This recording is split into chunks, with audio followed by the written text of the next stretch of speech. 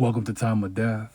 This video is for informational purposes and in no way meant to glorify or condone violence. In today's video, we'll be discussing the murder of Jaime Alexander Castellano Jr. Castellano died on Thursday, August 11, 2022, after being stabbed in the 4900 block of East Cesar Chavez Avenue in East LA, according to LA County coroner records. Michael Javier Padilla was subsequently arrested and charged with the murder. The following is the evidence at trial. The victim, 17-year-old student Jaime Castellanos, lived in the Maravilla housing projects. He weighed 125 pounds and had no training in martial arts or boxing. His two tattoos bore the name of his father and aunt. The victim and defendant did not know each other. However, they each knew Alicia Tello. Defendant and Alicia, both 18, were in a dating relationship since 2019. Alicia lived in the Maravilla housing projects. Defendant lived 14 miles away. Defendant saw Alicia daily. They often communicated by messaging, and he would sneak into her house at night to sleep with her. They hung out on the Maravilla Project's playground near the slide. They tattooed each other's initials on their ring fingers and planned to marry. Alicia and defendant had a rift in a relationship in July of 2022 when she discovered that he had contacted a woman who Alicia believed was a former girlfriend. He denied it when she confronted him. She then broke up with him. Defendant did not accept the breakup, insisted they were still a couple, and called and messaged her. 2 days after her breakup with defendant, Alicia messaged the victim on Instagram.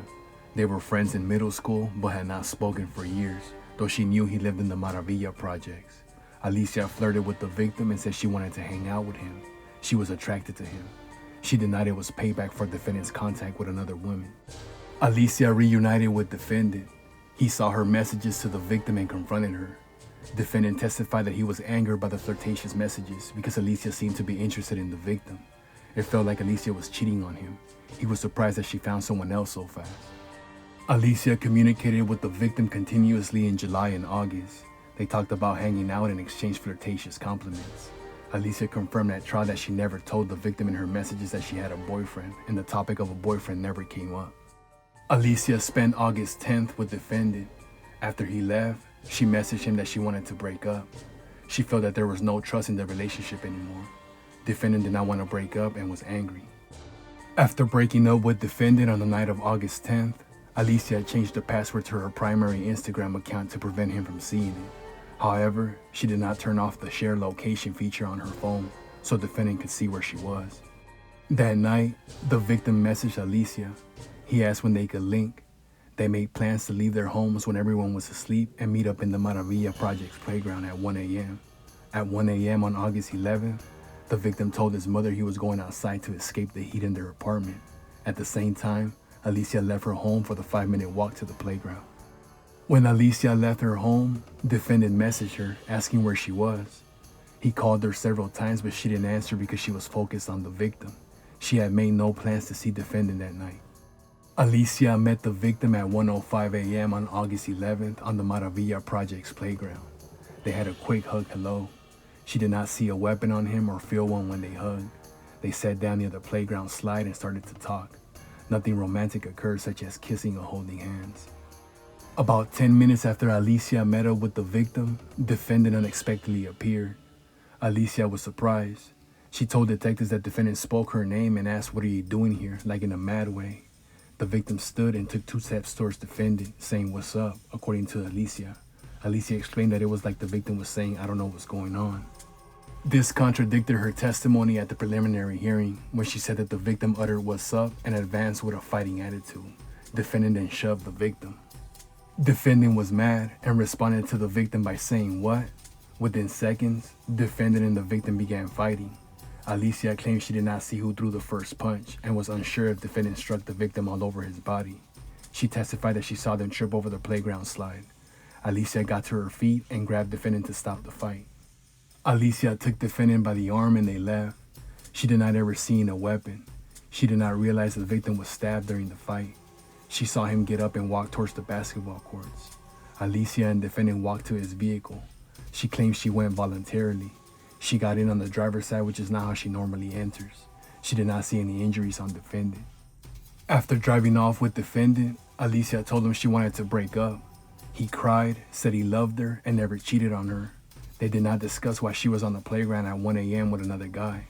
Alicia told them everything was okay and that they would stay together because she still loved them. She initially denied at trial ever being afraid of defendant. Alicia felt no responsibility for the fight. Though she was curious about how the victim was doing, she did not contact him to see if he was okay.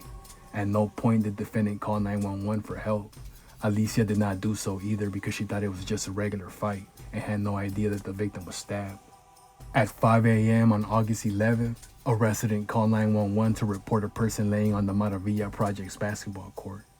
Deputies found the victim with a pool of blood behind his head from a stab wound. His entrails were hanging outside of his body. More blood was in the playground near the slide. A blood trail led from the body to the playground. Later on August 11th, defendant came to Alicia's home. During his visit, Alicia saw helicopters over the Maravilla Project's playground, watched the news, and learned that someone had been fatally stabbed.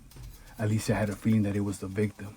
Alicia became scared of defendant when she learned of the victim's death. Alicia testified that she was silent because she was, quote, processing the incident. On August 16th, Sheriff's homicide detectives came for her. She was at her aunt's house for her safety because she was involved in the victim's death. The next time Alicia spoke to the defendant, he was already in jail. When detectives located Alicia, she was uncooperative but conceded that she was the person in the surveillance video recordings. They arrested Alicia and her father, believing she set up the killing and her father fit the description of the killer. After her arrest, Alicia became cooperative. She admitted to being at the scene of the killing and identified defendant. While incarcerated, defendant spoke to Alicia daily and she visited in person. He called her from jail 1,087 times. She always accepted his calls. He told her he was hooked on her and said you're mine when she tried to break up with him. He agreed that he sounded aggressive and angry when he spoke to Alicia from jail just before trial, knowing that she was a key witness.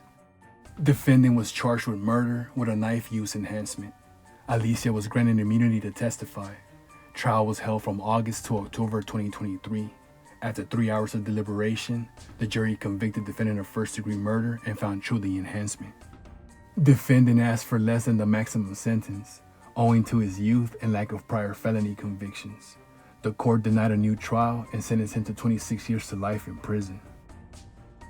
Jaime Alexander Castellano Jr. was 17 years old at the time of death.